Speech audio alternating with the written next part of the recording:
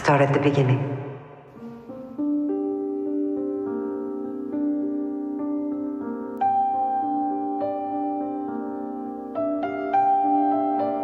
I'm having a hard time remembering.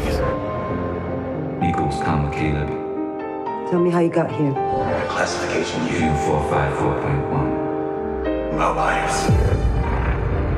You've turned a young man before. Tell me how you got here. I can't save you. How did you get here? Mobiles. Start at the Been beginning. here before. You spent your whole life believing you were a follower.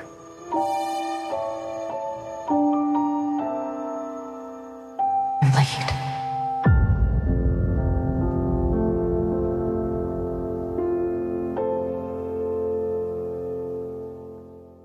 Dean Davis, this is episode 7 of Westworld. I am Kenneth Davis. He is Demond Spurl D. What's happening, everybody? Hey, make sure you follow us on Twitter and Instagram at D and Davis Show. Once again, it's at D and Davis Show. Hit the bio link.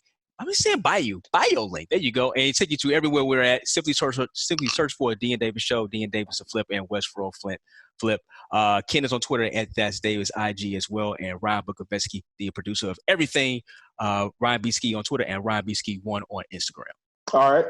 So this episode is called Past Pawn. It's episode 7, and it opens up in Jakarta, Indonesia, and we find Musashi chilling in what looks like the same Asian restaurant that Black Panther tore up at the beginning of the movie.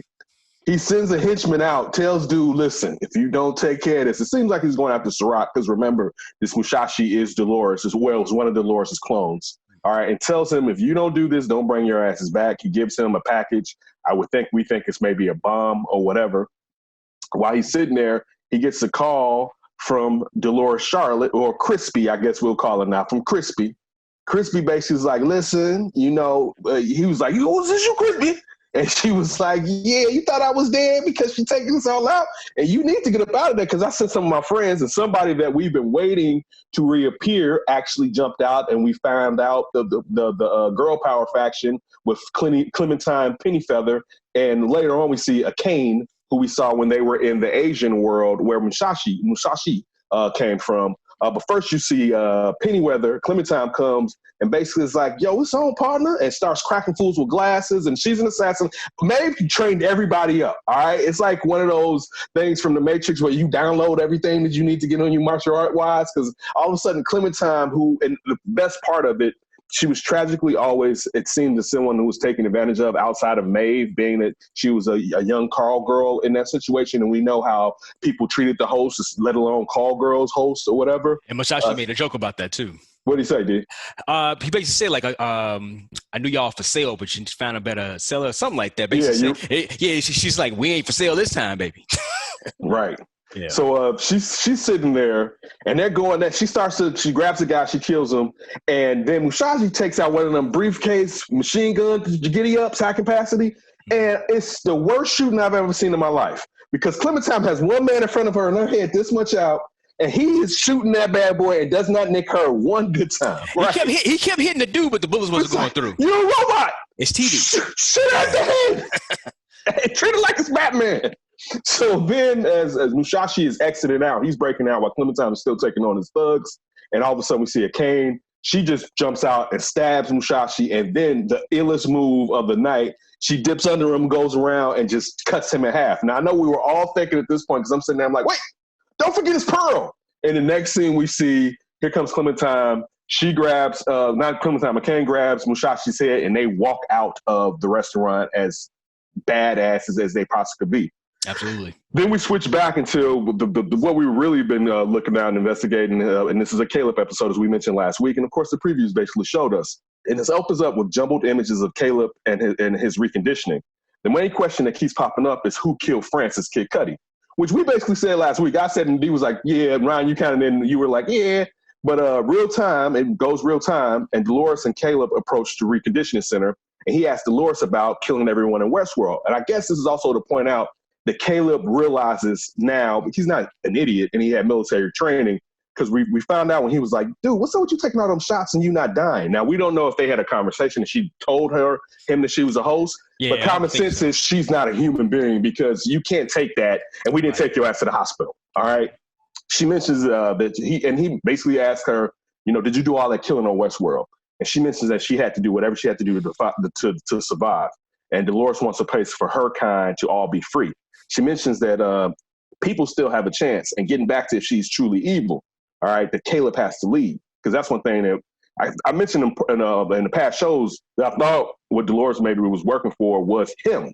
Because we were talking about how the thing was going to end and was she necessarily going to survive that Dolores, the one that right now we don't know, and we'll get into this when we get through the rundown, who the real Dolores is, because that's one thing I think, Ryan, you were talking about. And I think we kind of got a couple inklings of where the other Dolores Pearl may be. All right. So she mentions to Caleb they have to recover something valuable that was taken from him. Then we switch off and we're back to William, Ashley, and Bernard in the lab. And William finds out that Ashley is a host. Because initially, when Ashley's pointing the gun, he's like, you better point that shit at Bernard. And Ashley's like, fuck you, motherfucker. You the type of motherfucker I've been wanting to shoot for a long motherfucking time. And he's like, oh, shit. Fucking Ford had all these motherfuckers all over the damn place, right? Your damn can opener. Exactly. You walking can opener. Listen, Ed Harris is killing all of this season right now with his little quick quips that he keeps breaking down. But then Bernard goes to something that we already know, and he breaks down what was in William's blood, the tracker that we knew, but also not a tracker. It was what infected the system, and the system showed us when it happened, and that's how, from that facility, they got to find out where the reconditioning center was. Because what we didn't find out is this facility is for people that are the U classification, all right, which are the outliers, which Dee mentioned before, and we found out Caleb is the outlier. We'll get into that a little bit later. Caleb flashes back to, also, William is listed as dead. Everyone who the U classifications get snatched up, we'll get into that later, they're basically listed as dead if they're not reconditioned and put back into society. Caleb flashes back to Crimea's Russia Civil War. I don't know if this is part of Crimea, if Russia owns it or if it's been annexed yet. So I don't want to say it's necessarily Russia. Well, this whole in the future. So, but think about it. Our future right now, Putin was going to be president to what? He's 90-something? He's probably going to get Crimea back by then, unfortunately. It's the way it may be headed, all right? So Caleb's having flashbacks, and we see Caleb and his comrades are on a mission to hunt down insurgents and take them out. And when they're showing that there's this type of whatever they're using, it's invisible. You have invisible ink. They're tagging people into somebody's handprint. So somebody who knew these people or were close to them traded on them and touched them, because if they just had strangers touching your back, you'd be like, why are you touching my back? But they had a pat on their back, and you could see the hand with the glasses that Caleb has. Also, it also kind of shows you the precursor to the Liam glasses. All right, when they're getting all those that now Liam tells you the future, but they have all the rundowns in those glasses or whatever. So they're sitting there and they're hunting these guys down. Caleb marks two people, and Francis, Kid Cudi, basically is like, all right, take them out. And we see a satellite in the sky, and it drops a bomb, a missile, basically a drone, and they take out two people at that time. My first thought was, if I was the second dude and I heard that first dude get killed, I'd be like, no! Which was like, it's like, not that, please, not that. I'm next. Exactly. That's what it would have crossed my mind. Like, man, please don't let me get hit with that. So we then come to see that they're hunting the insurgents, but also the insurgents are hurting them in the same way. Caleb sees one of his guys with an X on his back. He runs and takes one guy's jacket off, flings it up, goes to get one of his other boys. And before he gets there, he's 10 feet away. The drone hits, and the impact from the concussion blast injures Caleb. That point, we didn't know, but Caleb and Kid Cudi went home, were basically discharged honorably from that situation. So during Caleb's reconditioning, and this is a great point, we keep hearing attacked whom. So every time Caleb is getting reconditioned, it's the person, the therapist is always asking him basically two questions. Who did you kill, and why are you killing them in a way? And who killed Kid Cudi, right? So, and as long as Caleb in a way comes back with, we were attacked instead of I did so-and-so, he gets reconditioned and basically sent back into society. Right.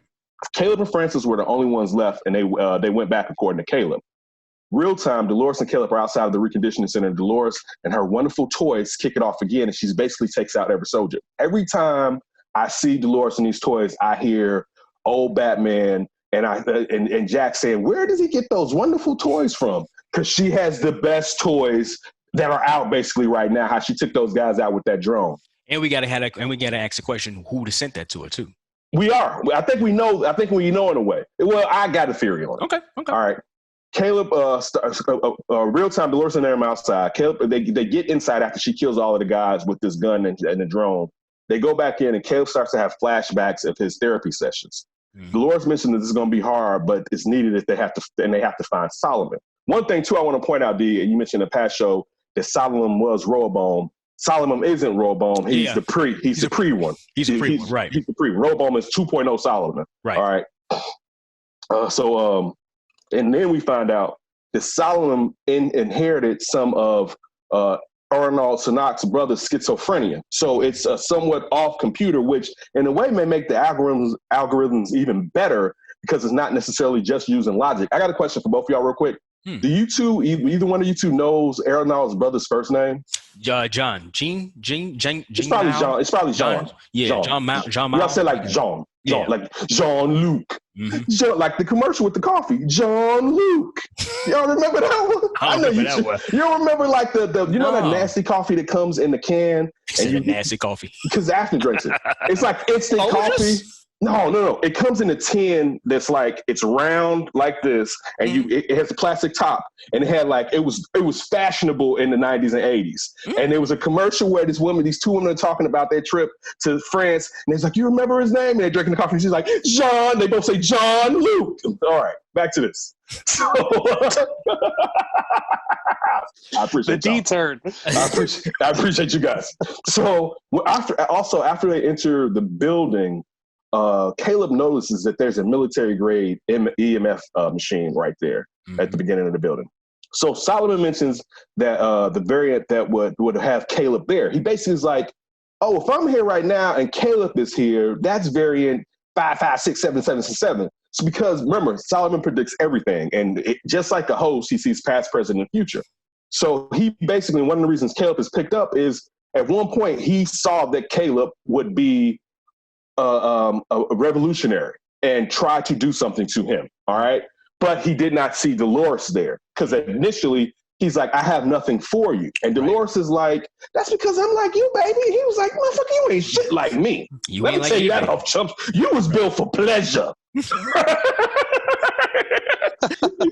He's such a classist. We found out about Solomon.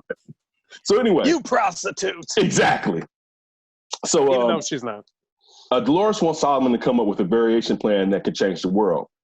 Caleb's reconditioned, and we found out Caleb was reconditioned a lot. Like, so it wasn't like one time that he went in there. We found out the last time though, and we'll get into that. And as I mentioned before, we found out that the classifications of the outliers are you. So thousands of people who didn't work or missing are dead. So then we found out that with Bernard and Ashley, when they found out Caleb is the outlier back in the machine, I mean, back in that the therapy place that they put William in. They're looking for where are the outliers, and in particularly, what does Dolores want with these outliers? And Ashley finds Caleb, and he's like, look, you remember him? So they're starting to realize that Caleb is part of the plan, or Dolores' plan, which, going back to the thing saying, I think very little things here have happened by happenstance. Now, her meeting him, yes, I will say that. But I think most of the things, and I even still believe with Maeve, that it's part of the plan. I do, because I don't think Dolores, and I've said this before, I don't think Dolores listens to herself in all of Dolores is being here at the end. Yeah, because I think Dolores, when she was going through all the files, learning about Sirach, I'm sure she saw everything, and she probably noticed, like, oh man, you got classification. But also going back to the point that she said that no man, back when Caleb did not snitch on her to the two thugs that were about to shoot him and toss him off the building, and she said no man would have ever done that. That's when she realized it was something different from him. About him? Yeah, something different about him. And I don't just think it was just like, oh, it's something different about you, but it's like, nah, there's something wrong. And I hate to say wrong, but there's something different than the rest of humanity when it comes to you. All right, that's the first thing that starts to dawn on Dolores when it comes to the importance of Caleb, or perhaps the potential, I should say, of Caleb. Then I love William again, because Bernard's like, wait, how did he build a computer like this? He had to have massive amount of data. He's like, did you get this motherfucker some data? And we was like, yeah, we need some motherfucking collateral. Need money. And you ain't Arnold anyway, motherfucker. Right? Don't talk to me about that shit, right? So Caleb has a flashback of a drop-off where him and Francis are waiting for pickup, right? So they're waiting for pickup, and we keep seeing this flashback, and it's a heavy-set gentleman. It's a little bit heavy-set, chunky a little bit. And Francis keeps telling Caleb, don't take the tape off his mouth because we're not supposed to talk to him. And he keeps telling them in at least 3 flashbacks, pick up into 20 minutes. And Caleb's his reaction is, you told me 20 minutes ago, pick up was in 20 minutes. So they ended up, the guy that has on the tape is sitting there, but Caleb takes it off, and he starts to hit Caleb with the facts. Now, mind you, Caleb's not popping those wafers like Francis is. So first he's like, dude, when is pickup? At least not back then. Yeah, at least at that time. We saw when he was at war, he was popping them. But at this time, we can kind of see Caleb's kind of not digging the vibe, or Caleb's true nature starts to always present itself in a way, I guess I should say.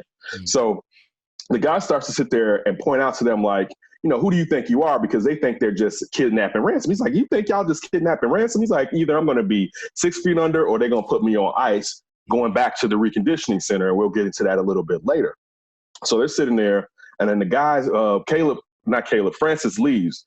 And the guy starts breaking down who he is. And he's like, first of all, and this is before Francis left, I'm the guy that made those wafers, or I was in front of the pharmaceutical company that made those wafers. Right. And I started asking too many questions, and it doesn't see me fit to be here any longer. So it's going to take me out, and it's probably going to be the slower one of you two. And you're not the slower one talking to Caleb, or the loser, as he said. So Francis comes back in and is like, we're leaving now. Now, let me go back. Caleb has had this flash before, and when they left, when Francis was like, we're leaving, when they go out, basically when Caleb gets out there, Francis is already shot. And the hostage that they had is in the hands of 3 gentlemen with masks on, and Caleb basically kills all of them and then goes back to Francis, and he's crying because Francis is dead. But then at this point, when it's the real memory, the dude told Caleb that Francis was probably offered a mighty amount of money, because he said they made him getting $100,000 and that they were probably going to offer them $2 to $3 million to take both of them out, the hostage and Caleb. Or flip side, if it was Francis, the hostage and Francis. So Caleb asked Francis on the way out, like, how much they pay you? And Francis was like, enough. And then he started busting into like night terrors. You never seen night terrors before. I'm sorry. Some Kid Cudi stuff. And then Caleb shoots him. And the funny part is after Caleb shoots him and they kind of have a touching moment where he puts his hand on his heart and Francis grabs his hand, he turns around and he shoots the hostage, which means Caleb's going back in. Like Caleb's going, that's another reconditioning. You know what I'm saying? Because the guy said, oh man, you're a very rich man. I thought the guy was saying he offered him $2 to $3 million. He did though, D. Mm-hmm. He didn't think he was going to kill him. He was saying, I was going to pay. He's like, you did what I asked you. Right. I'm going to hit you with this brick. But think about it. Caleb realizes, like, how far can I get with this? One, you just told me they're listening to everything, right? So I'm better off if you're telling me, because also Caleb got the hit on his wristwatch about the amount of money he would get for doing the same thing that Francis was going to get. Right. So basically he took the money, in a way, and they knew they could recondition him. We go back into the therapist at Caleb and it's like, well, who killed Francis? And Caleb was like, they killed Francis. And so they're always trying to work out the things that took place with Caleb that if he remembered it would keep him as a classification U. Basically, instead of being whatever classification it is. I guess you can still be the same classification after you can be reconditioned, but whatever it is after you've been reconditioned to UX or whatever like that, or, what I'm saying? So in the real time, Caleb and Dolores walk to a lower level and they're greeted by Sirach's hologram. Now, Sirach's hologram is set there to talk to Sirach's brother, John, if he was reconditioned free. Right. So he basically tells his brother, like, man, it worked out, brother. You know what I'm saying? You was a little bit off, but it's at my plan as far as the reconditioning. It definitely worked. But he tells him, I'm not the same dude in peace. Like, basically, just because you're back, we can never go back to how everything was. All right. And he leaves. And then they go down there and Solomon details to Caleb how he was hunting outliers, which goes back to what we're talking about, that guy. Caleb and Francis, they reconditioned them and they used the outlier, the U classification, they're reconditioned to hunt other outliers as a great weapon to bring them in. And they either killed them or they stored them. And we see it was like thousands of people being stored there, including John, Sirach's brother. He's in the center being frozen. While that's happening and they're down there, Maeve basically shows up and Dolores is like, you know what? I got to go handle this. Caleb wants to go with her. She tells him, I'm probably going to die and you have to be there. Then tell Solomon, make sure you come out with a strategy that suits Caleb. Mm-hmm. As Dolores is walking away, Solomon tells her, I'm gonna change the strategy if you die, which makes sense actually because of what type of weapon she is, and probably the variables I would say would diminish if she's not there. So at this point, it seems probably like Dolores is gonna end up dead. So Dolores goes out there, her and Maeve get into it, a nice fight, nice. As I said, it was Samurai Maeve showed up. Maeve is in full black, hops out the helicopter, starts talking to Dolores outside of the place in her head and tells her to pop out. She's like, hey, bitch, pop out. All right, it's time to get this over with. I'm not going to let you do this fuck shit that you want to do. You're not going to imprison my daughter. This random BS is going on in Maeve's head because Maeve can't see the forest from the trees because of what she thinks is most important to her rather than most important to her people as far as all the hosts. So they get to going. And as they're fighting, they kind of come to a standstill. And they're in a kind of a hut, a shack with the walls blown out a little bit. Dolores has her weapons, and Maeve has her helicopter that's automated. And anytime Dolores steps outside of it, it's trying to take her out. So Maeve kicks Dolores out at one point, and Dolores gets her arm blown off. Dolores takes off back to the reconditioning center and just makes it in. Maeve's coming to kill her, and she ends up hitting the button on the EMF machine, right? So they drop. EMP, thank you. They drop. And the thing is, though, like everything goes out.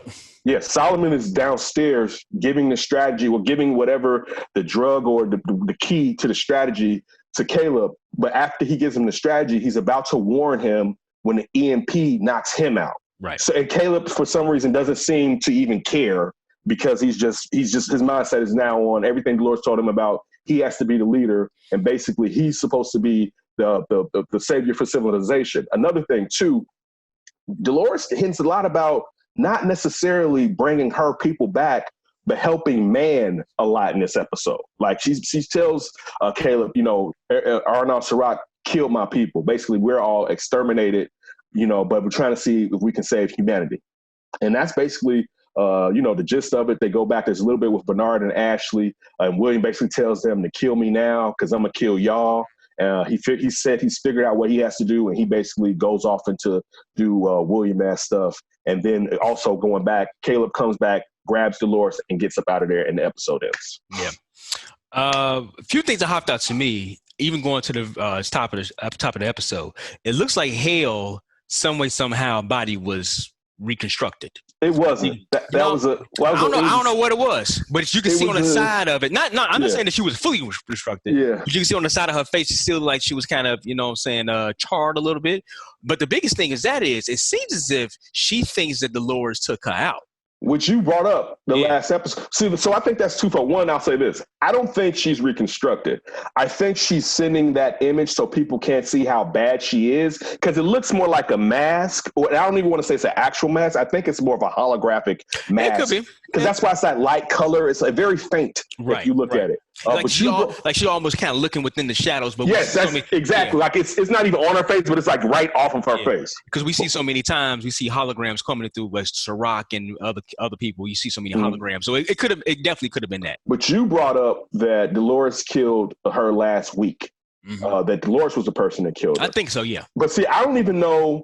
And I think your point is probably what it is. But I don't even know if Charlotte Dolores, if she's like, you know what you were doing sent me to this. You know what I'm saying? Regardless of if you actually pulled the trigger, your motivation sent me down this lane and took my family out. Yeah, because if you think about it, because one point you just brought up, we don't know if this is even the Dolores that we're looking at right now. We don't know if this is even the real Dolores, but she's willing to die. Right? So if that means if she's willing to die, that means everybody around her, she's willing to let go too. So that's what I'm thinking, like, especially when her going out to, how you pronounce his name? Musashi, thank you. And basically, like, yeah, you know what, I streamlined some things. So I got somebody, I tipped your location off. You got some people waiting for you. So that's in my mind, it seems like, oh man, it seems as if Hale has turned. Maybe Hale went back and went to Sirach like, man, this chick tried to kill me. What's up? Because we already saw there's going to be a separation of the two as it is. So now maybe Hale is now, this Dolores is now Team Sirach. So now we got more people coming after her as well. So I mean that was one thing that kind of really hopped out. You know what? I didn't even put something you just pointed out. I looked at it as she joined Maeve. But Maeve works for But Sirach. Maeve works Sirach. So you're right. And she definitely could have just went to Sirach and was like, yeah, you know, I'm crispy, baby. So whatever you need me to do. But yeah, that's a great point. Another thing hopped out to me too with the tablets that they was popping.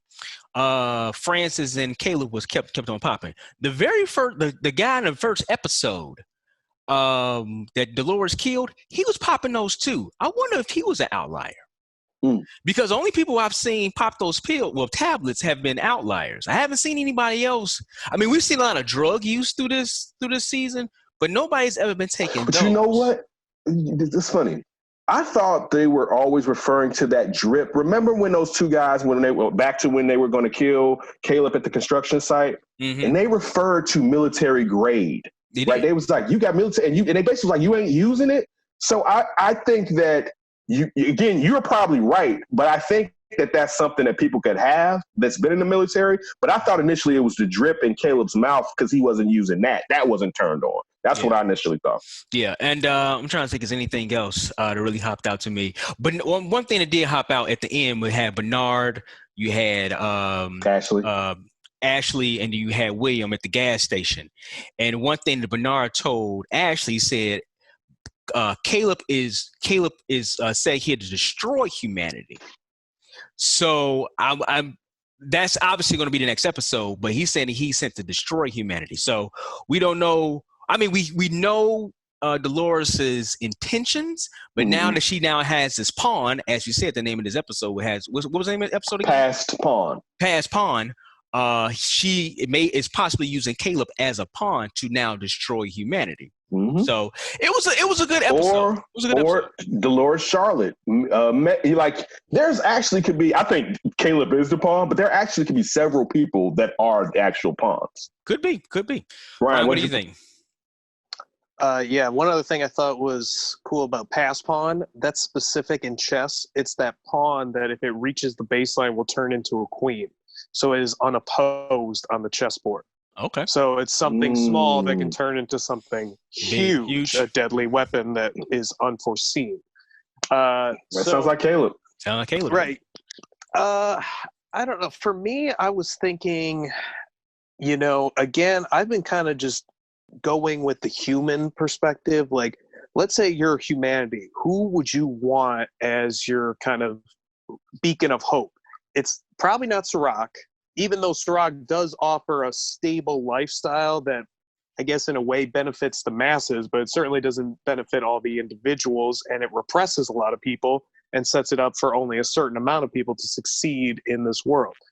You might want Dolores if she's really talking about humanity, but even though she's talking about man and the future, and you brought this up earlier, Ken, when Dolores found Caleb, it was seemingly happenstance. So it's either she knew she was going to meet up with Caleb because he was on a Rico, and we know that was used to manipulate a lot of things. Yeah, Solomon made Rico. Yeah. Right. Or she adjusted her plan because of meeting Caleb and whatever. So we don't fully know that. And I wonder if that's going to come up in this last episode, because I don't fully trust Dolores is there for humankind, because she has talked about in multiple seasons, we are going to become the new gods of this place.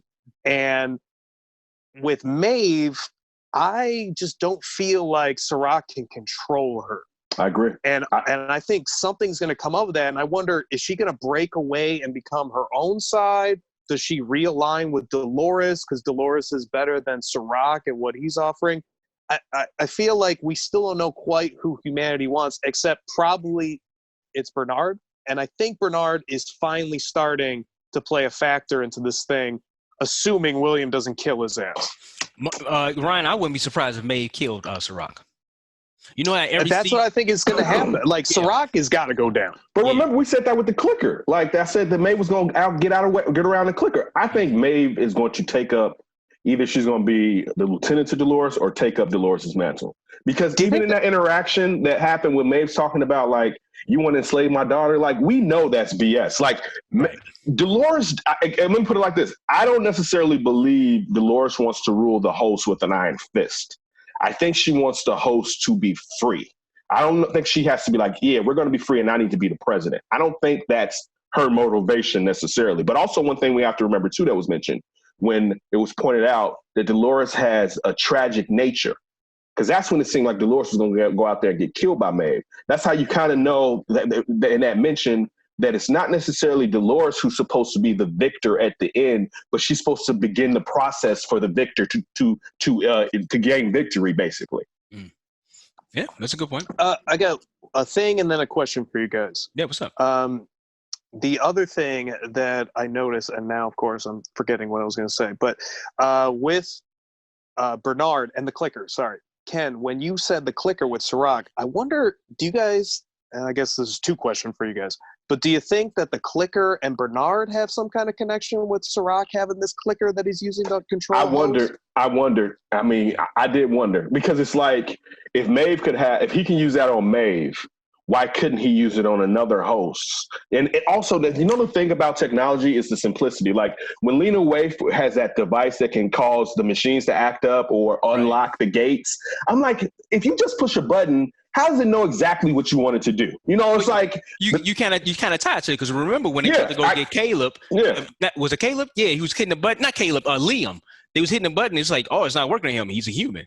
So I guess you get had to tie it to that. Yeah, but no, that's not necessarily that's not what I'm trying to say. You see a button getting clicked, like for instance, like you have your home button or phone, or like the simplicity of like a Fire Stick, right? There's not a lot of buttons on it or whatever. But with Lena Waithe's device, she did multiple things with that one thing that had that one button on it, right? I still think it's connected to her, so she can dictate when I click it. If I want everyone's phone to start making that noise, if I want us to be able to get into this building like that. So to go to your point, Ryan, I do think that there's a chance that Arnold Chirac's clicker could affect more people than Maeve, if that's what you're asking. More hosts than Maeve, if that's what you're asking. Okay, what's the second question, Ryan? My other question, they specifically said 1 out of 10 in the reconditioning program succeeded at a rate. And we know obviously Caleb succeeded, but Francis have we really? Yes, yeah, Francis did too. Francis did too. Mm-hmm. Do you think anybody else is going to come up? Yeah. Either this season or in the future, that these outliers that have been put into society, maybe being used as a weapon in this war? I think William was one. I'm thinking the guy who Dolores killed at the beginning, the rich dude, I think he was probably an outlier. But there's possibly, I think so. Because just think about it like this. They were assigned to go out and find other outliers. So obviously other people succeeded. They was just, now the question is what you're saying, are we going to see other people pop up? Maybe next season. I don't know about this season. Maybe next season we might see more outliers pop up. One quick thing too. Do you think with Williams reconditioning, is that with his daughter, which is why he constantly comes back to that? And we've seen that earlier in the season with him rethinking his daughter's death, kind of like with Caleb and Francis. That's a good call. That's a good one. That's a good one. I mean, we do know that he actually killed her, but maybe the pop-up, maybe the memories, whatever like that. Yes, that's a good call. Because in all fairness, what you're saying, that it could also play a point to where it can go back to being not linear, and they could talk about the stuff we didn't see between what happened, the fallout at the park, and what happened to William after the park. Going back to the first guy, when he put the glasses on, he kept seeing the woman that his wife that he killed. Good point. Yeah, because that's what I was thinking with them glasses. Like that, it really, I don't know why it jogged why my memory just went straight to that first dude. It's kind of like everything that Caleb's doing, he's seeing like this kind of like replaying of. It was that dude too, and it seemed like, and Dolores knew exactly what to do. Let me put these glasses on you. I know you're taking these pills. Let me put these glasses on you to kind of trigger your mind about what's happening. Maybe it seems as if Dolores is like 10 steps ahead of everybody else. But that could also point to where she knew she had in Caleb. Because that was before Caleb. Yeah, that's before she met Caleb. Exactly. And why she's holding the last Dolores secret right now. I'm happy you brought that up because I was almost going to forget. All right. So real quick, and I don't know if he's going to pop up because I said weeks ago, I thought they were going to go to the reconditioning center, and I thought they were going to get Jean, right? Like I thought that was going to be the key in how they were going to do it, but not his invention in Solomon. So we still know that Connell's Dolores is out there. All right, the green, his green pearl, right? Yeah, her pearl that Connell Yeah. was training. The one looks damaged. Yeah, the one that looks damaged, the grimy pearl, is out there. The one that you brought to our attention, we kept thinking Dolores was one of the 5, Ryan, is still out there. Now, my theory is this from what happened with Dolores when she left Caleb. And we kept asking, who's the damn concierge? And I think I may have said this before. I think Dolores is the concierge. That's what I think. I said the one that she's calling for the hookups and everything. Ryan did say that. Yeah, my bad. You said that, Ryan. I did it. I'm joking. But look. Let me not take your props. So going along with you saying, because with her giving that to him, she's still basically, I won't say in charge, but she's very well involved in what's taking place. And we can never figure out, as far as when she's going into the hotels and buying everything. Mm-hmm. I wonder where that pearl is. And I also wonder what, like, I know she didn't build her own supercomputer. You know what I'm saying? But what is she working off of, basically? Like, what did she put that thing in if that's the last pearl? But again, is your theory. I go along with your theory, Ryan. I think the concierge is the last Dolores pearl. Ken, let me ask you to this. Is that the real Dolores? So is the Dolores that we've seen as the leader, was she another clone?